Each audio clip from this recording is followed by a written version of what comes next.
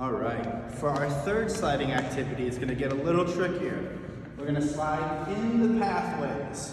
Can you guys tell me what that is? If you said curved, good job. Remember, we don't wanna cross our legs, and we gotta use those arms. Something like this. Through the pathway. And then we can go back. Did we cross legs? Did we use our arms? Good job. All right, we're gonna change the pathway. Right here, I have a zigzag pathway. Remember, don't cross those legs. Make sure we use those arms.